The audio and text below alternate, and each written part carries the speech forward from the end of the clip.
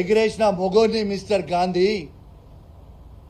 నీలాగా పూటకొక పార్టీ పూటకో నిమిషం మారే బ్రోకర్వి నువ్వు. ఇలా కంచెలేసి ఇలా మీరు నన్ను ఆపిర్రు, పర్వాలేదు. యావత్ తెలంగాణ ప్రజలు మొత్తం కూడా చూస్తూ ఉన్నారు. ఇలా మీరు బీఆర్ఎస్ పార్టీయా కాదా అనేది మొత్తం ప్రజలు చూస్తూ ఉన్నారు. మీరు వాడే భాష షేర్లింగం పెళ్లి ప్రజలు మొత్తం కూడా చూస్తూ ఉన్నారు.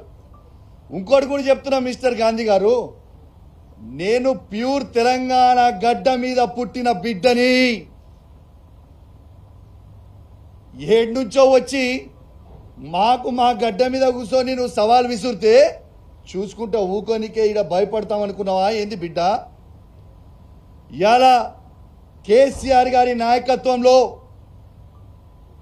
నిన్న నేను పొద్దున్నే కేటీఆర్ గారితో హరీష్ రావు గారితో ఫోన్ మాట్లాడి పర్మిషన్ తీసుకొని మరీ చెప్తా ఉన్నాను.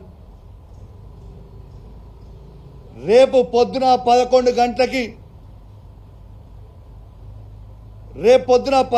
గంటలకి మా మేడ్చల్ జిల్లా పార్టీ ఆఫీస్ శంబీర్పూర్ రాజు గారి నాయకత్వంలో ఆడి నుంచి మేమందరం కలిసి వేలాది మంది కార్యకర్తలు అందరం కూడా మన బీఆర్ఎస్ పార్టీ ఎమ్మెల్యే గాంధీ గారి ఇంటికి పోదామని చెప్పి సందర్భంగా తెలియజేస్తా ఉన్నాను. రేపు దయచేసి కోరుతా ఉన్నాను, బీఆర్ఎస్ పార్టీ ప్రతి కార్యకర్త, జీహెచ్ఎంసీలో ఉన్న ప్రతి కార్యకర్త, ఇలా ఉమ్మడి రంగారెడ్డి జిల్లాలో ఉన్న ప్రతి బీఆర్ఎస్ పార్టీ కార్యకర్త రేపు అందరం కలిసి 11 గంటలకి గాంధీ గారి ఇంట్లోకి ఖచ్చితంగా రేపు పోదాము. ఆడ బ్రేక్ఫాస్ట్ తిందాము, ఆడ లంచ్ తిందాము. గాంధీ గారు కండువ కప్పుకున్న తర్వాత గాంధీ గారిని తీసుకొని తెలంగాణ భవన్కి పోయి ప్రెస్ మీట్ పెట్టి అక్కడి నుంచి గాంధీ గారిని కేసీఆర్ గారి దగ్గరికి తీసుకొని పోదాం. స్వాగతం పలుకుదాం.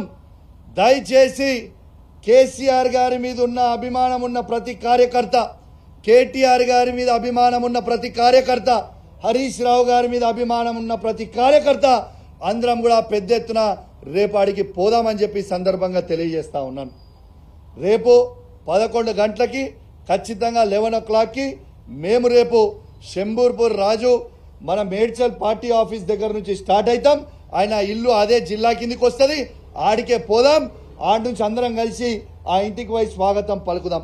మళ్ళీ ఏమంటాడు, బీఆర్ఎస్ పార్టీతో నాకు పంచాయతీ కాదట, కౌశిక్ రెడ్డితోనే నాకు పంచాయతీ అట. నీకు నాకేమైనా భూమి తగాదాలు ఉన్నాయా?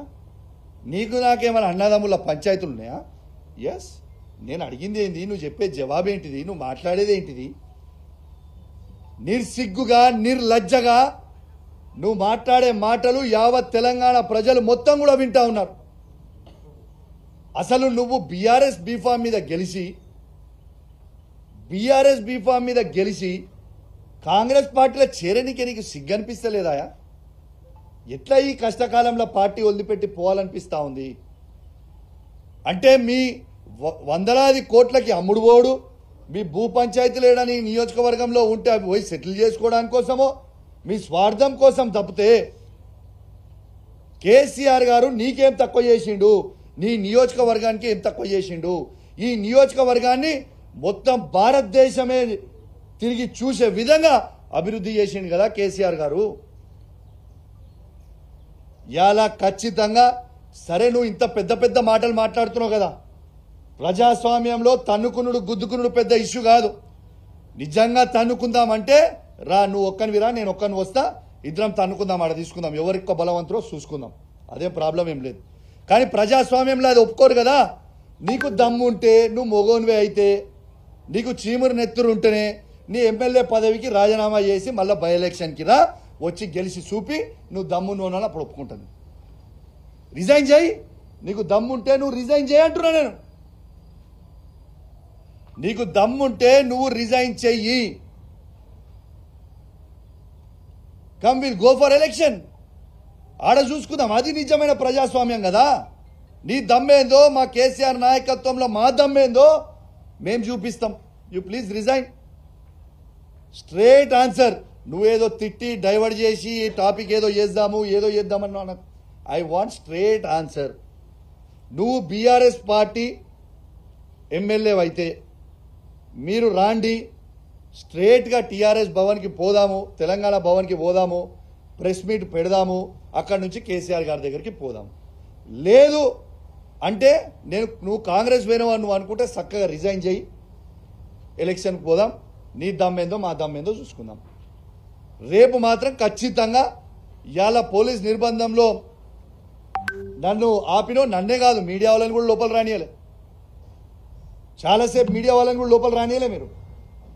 ఇవాళ ఖచ్చితంగా రేపు 11 గంటలకి మేము ఆడి నుంచి బయలుదేరుతాం. ఖచ్చితంగా మీకు చెప్తా ఉన్నాం, గాంధీ గారి ఇంటికి పోతాం, గొడవకు కాదు మేము పోయేది. ఆయన మా బీఆర్ఎస్ పార్టీ ఎమ్మెల్యే అంటుండు కాబట్టి మా షేర్లింగంపల్లి కాన్స్టిట్యున్సీలో ఉన్న బీఆర్ఎస్ కార్యకర్తలు, మా ఉమ్మడి రంగారెడ్డి జిల్లాలో ఉన్న బీఆర్ఎస్ కార్యకర్తలు, జిహెచ్ఎంసీలో ఉన్న బీఆర్ఎస్ కార్యకర్తలు అందరం కూడా ఆడ మీటింగ్ పెట్టుకోవడానికి పోతున్నాం.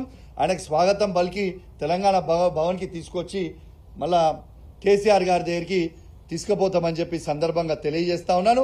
నువ్వు మాట్లాడిన మాటలకి నేను నీకంటే రెట్టింపు మాట్లాడగలుగుతా, కానీ నీ విజ్ఞతకే ఇచ్చిపెట్టిన నీ యావత్ షేర్లింగంపల్లి ప్రజలందరూ కూడా చూసిర్రు.